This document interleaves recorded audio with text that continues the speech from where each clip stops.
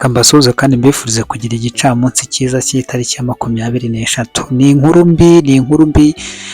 mbi abantu benshi batari bubashe kwakira kuri Corneille Nangaa. Uyu mugabo ibye birangiye nabi. Uyu nawe bamuherekeje Paruku Maguruwari uheruka kwicwa mu mezi abiri ashize. Corneille Nangaa rero nawe nirwo bamugereyemo. Usibye ko ari cya gikenye kitumveho ni n'ubundi twari twabivuze kera kose yuko ababantu bose babarizwa muri izi nyeshyamba bagomba kuzabera imina buhoro none niwe ugezweho. Ndagaruka kandi Kinshasa kuri Lieutenant General Firemo. Uyu nguyu yarashinjwa kuba ari umunyarwanda winjijwe na James Kabarebe, akaba ashinjwa kuba yaragiye ahirika ubutegetsi cyangwa inzego za leta mu bice bitandukanye agenda bihereza inyeshyamba za M23, ndetse arashinjwa amaraso y'umugabo witwa General Chirimwami. Iby'iyi nkuru nabyo turabiva imuzi n'imuzingo. Iyi ni Inkuru Media, kwaha ikaze cyane ugiye kubana natwe muri uyu mwanya, ngusaba kugira ngo niba ari bwo bwa mbere ugeze aha ntuze kugenda udakoze sabone cyangwa subscribe, kandi wakora like, wakora share, ibintu bikagenda neza cyane. Ntatindiganyije reka dutangire gutya. Moi je parle même pas de contradiction. Nous devons partir de la source. La source ce n'est pas Ekenge, la source ce n'est pas non plus Ndima, encore moins Yamwa. La source c'est Chirimwami qui était au contact direct avec le site de Baplevenet. Vous comprenez? Et c'est celui-là qui a fait des déclarations. Et lui il est clair, il a parlé de 5 concours. Il a été clair, il a parlé de 5 concours. Il a été relayé par un autre témoin qui a également parlé du parsec du général James. Le parsec du général James n'est autre que le fameux 5 concours. Si Ndima a parlé de James, ben Jim va venir vous dire, c'est que lui l'avait entendu. Mais nous devons partir de la source, la genèse. Vous êtes au niveau de l'Apocalypse, n'est-ce pas? Vous êtes au niveau de l'Apocalypse. Nous devons partir de la genèse. Le commencement de toutes choses, c'est qui? Chirimwami. Et vous savez, Chirimwami avait... C'était une sorte de testament de Chirimwami. Chirimwami avait dit à l'époque que, voilà, il reprenait le fameux message que, voilà, vous êtes en train de gêner le plan. Effectivement, quand vous regardez, vous constatez qu'il y avait une liste. Et des officiers qui étaient menacés par les Rwandais. Menacés de quoi? De mort. Or, ce message-là disait clairement que Chirimwami était en train de gêner le plan. Donc, c'était une cible. Ce qui est arrivé au Chirimwami était déjà prévisible à l'époque. Et le prévenu, votre client, était au courant. Et lui collaborait avec lui, avec l'ennemi. Donc, c'était tous ensemble. Tous ensemble. Et quand vous prenez ce dossier, vous l'associez à un autre dossier, vous allez comprendre que tout ce que l'officier ministère public dit correspond à la réalité. Je vous remercie. C'est ça ma réponse. La genèse, le commencement de toutes les choses. C'est Chirimwami. Est-ce que ce raisonnement-là est logique? Donc, la question est celle-ci. Comment lui qui était de mèche avec l'agresseur pouvait alors, n'est-ce pas, aller révéler le plan auprès de la victime qui devait que sa situation soit écartée? Monsieur le Président du Seigneur, je dis, voilà s'il était de mèche avec l'ennemi. Et il pouvait se permettre de montrer le message. Monsieur le Président, frère, c'était une stratégie de recrutement.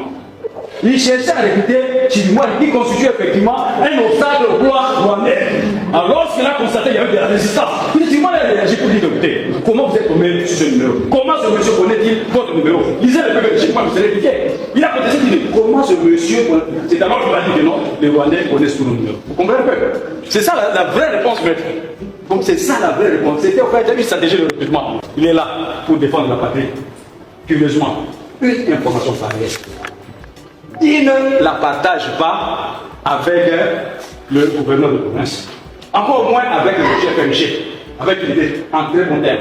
Quel serait le comportement normal d'un homme moyen, d'un officier moyen, placé dans la même circonstance? Vous recevez un tel message. Vous dites que vous êtes premier réagir. Vous dites que non, voilà, gouverneur, puis sur le fait. Il collabore avec le gouverneur, d'après ce qu'il a dit. Vous êtes premier gouverneur, voilà, je viens de se passer avec ça. Nous devons prendre des solutions. Puis effectivement, en train de gêner, nous devons le protéger. Deuxième comportement normal, informer directement le chef FMG. Pourquoi n'a-t-il pas agi de la sorte? Nk'uko utangiye ubibona hariya rero ibintu bimeze nabi ni mu rukiko ari Kinshasa, aho uyu mugabo witwa Lieutenant General Firemo arashinjwa ibintu bikomeye cyane, ndetse amakuru ahari nuko uyu mugabo afitanye communication na James Kabarebe i Kigali, akaba ari umwe mu bemfiritere binjijwe cyangwa binjijwe mu nk'umucengezi winjijwe mu butegetsi bwa Repubulika Iharanira Demokarasi ya Kongo. Amakuru agakomeza agaragaza neza yuko uyu mugabo ahagana mu mwaka w'1998 yinjijwe mu cyahoze cyitwa RCD. Iyi RCD murabizi niyo yaje kuzavamo za CNDP yaje kubyara M23, rero ngo akaba yarinjijwe muri iyi RCD Goma mu mwaka w'1998 n'umugabo witwaga James Kabarebe. Uyu mugabo agaragazwa nk'umwe mu bakinnyi bakomeye b'icyo gihe bakoreshejwe na James Kabarebe, aho yavuzwe nk'uwanditse amateka n'ibigwi mu kugusha ndetse no guhirika inzego zinyuranye za leta mu bice bitandukanye, harimo muri Bunagana, kandi Bunagana uyu munsi wa none igenzurwa n'izo nyeshyamba, harimo Cangerero, harimo Canzu murabizi ko uyu munsi wa none nayo iri mu bice bya M23, harimo santere ya Rucuru, harimo Rubare, harimo Rumangabo, harimo Mwezo, harimo Kirumba, harimo Bwiza n'ibindi. Igihe yari umuyobozi wa 32 wa zone ya 32 mu bya gisirikare hano muri za zone za gisirikare. Ibyo bice byose akaba ari we wabitanze, akabitanga mu maboko y'iyo RCD.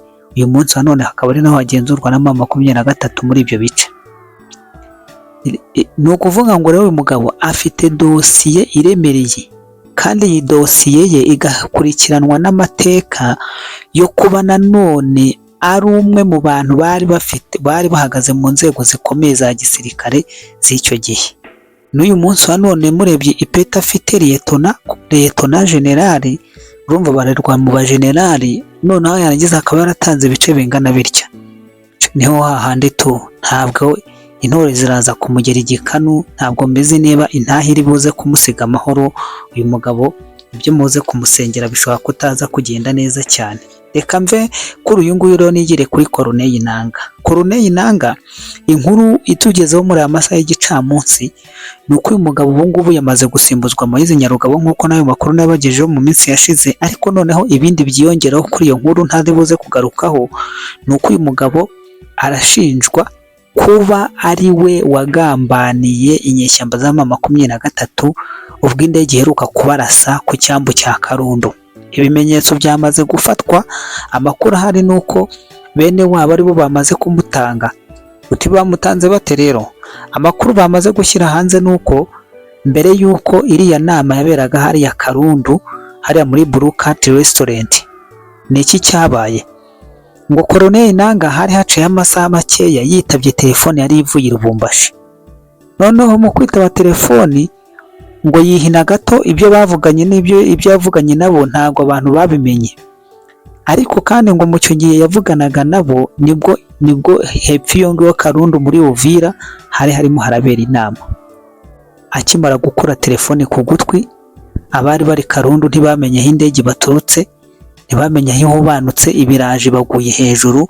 Muzi ikintu yahakoze nyine. Aba ofisi bagera muri 43 bibarwa ko hari harimo abari ADF, aba ofisiye superieur ba RDF bagera muri 7 bose bahatikiriye. Ayo maraso rero akavugwa yuko ari ku mutwe wa Corneille Nangaa. Igikurikiraho amakuru y'uyu mugabo nuko ngo hagombaga guhita hakoreshwa itegeko, yagombaga guhita araswa.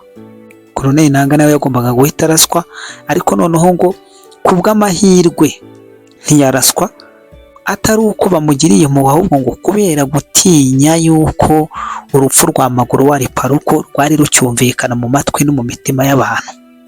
Batinya yuko nawe ngo bahita bamumugereka hejuru, kandi na Magloire ataramara n'amezi 2 apfuye, bagahita bavuga ati birahita bigaragaraga ari twe turi kubica. Ubwo rero bene wabo ngo bari kumwe ngo bo mu bwoko bw'abatutsi nk'uko indi nkuru ndeba nirimo irabimbwira, ngo bakaba baritsize bavuga yuko ngo aba ofisiye babo baguye hariya Karundo agomba kuzabaryozwa.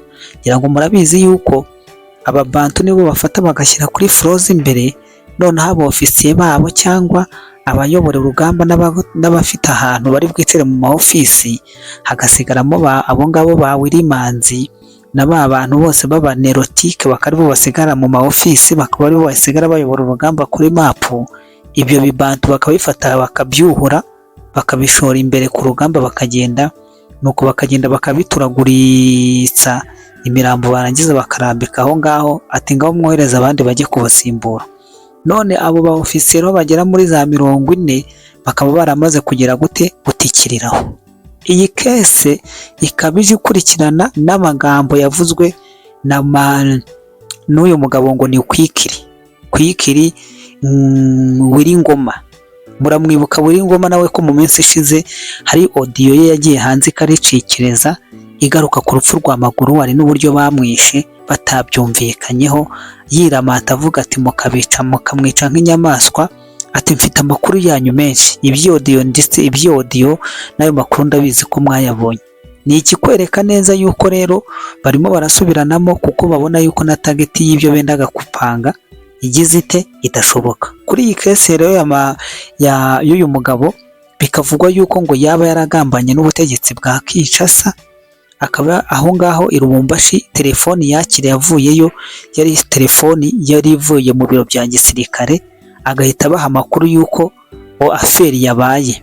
Ubwo aferi yavugwaga aha ngaha niyo nama, ariho bahera bavuga ngo uyu mugabo yaba ari intumwa cyangwa yaba ari umugambanyi cyangwa akaba ari intasi ya Fashibeto muri 2023.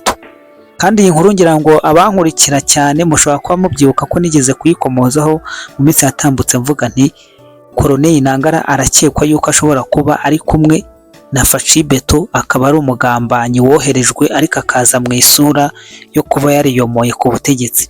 Yenda icyo si cyo nshaka gutindaho, ariko ikiriho kirimo kirumvikana uyu mugabo ndetse n'abandi babantu bari kumwe n'abo banerotike, mwumve ko bahagaze nabi, baparitse ku manga isaha n'isaha, wakumva bayirindimukiyemo bose bakabakunkumura bakabamara. Ariko nibinabaho bizabaho nyine, nibyo bya bindi na Paruku yaragiye, kandi Paruku icyo yazize yarazize yuko Colonel Ntagara yamuvuganira agashaka yuko bamuzamura, ari we wagombaga kuba guverineri, ari we wagombaga kuba vice guverineri, oya niwe wagombaga kuba guverineri muri mwanya Manzi buri yicayemo. Ni vice coordinateur, niwe wagombaga kuba vice coordinateur akicara muri mwanya wa Manzi buri, ariko biza kurangira ari Manzi uhicaye. Ari naho benshi bagarutse bavuga bati no kuvuga ngo abantu baraturuka iyo mu mahanga bakaza muri 2023 kuko ari abanerotike, bakaza bagahita bicara mu myanya y'icyubahiro. Ngira ngo iyo kese murabyibuka yuko yagendanye n'iya mushiki wa Makenga. Mushiki wa Makenga nawe wavugwaga yuko yari asanzwe aba mu buyobozi bwa leta Kinshasa, yakumva ko musaza we yafashe Goma agahita aza akicara ku mupaka wa Goma, akaba ari we winjiza, ari gutoragura ifaranga ryose rihanyura akajya kurigabana na basaza be. Ubwo rero ibyo byose ni kese zirimo ziraza ahangaha zije zikurikirana ibyo bibazo byose byagiye bivugwa by'urudaca, binatuma noneho biza byiyongera ku kibazo kigendanye n'iyi nkubiri noneho ya Leta Zunze Ubumwe za Amerika irimo irabavuzaho imirishyo ku matwi idakuraho, bikaza gutuma nabo ubwo baza kwisenya bakaryana bakamarana. Kuko nk'ubu uyu mwanya none nubwo turi kuvugana, amakuru hari nuko muri za mpunzi zari zazamuwe, ba bantu bashimuswe bakazamurwa Kamanyura, hatangiye kuvugwamo ubujura. Haravugwamo ubujura, batangiye kwibana, urumva bajyanye ibikoresho. Ubu none nyuma yo kujyana ibikoresho batangiye kuryana, barimo barashinjanya kwibana kubera ko nta mwanya bahagazemo cyangwa n'ahantu bashyizwe ngo babe bahacumbikiwe n'izo nyeshyamba, naho umwanya ntuhagije, nta byo kurya, nta mazi, ntaki, ubuzima burimo burabagora.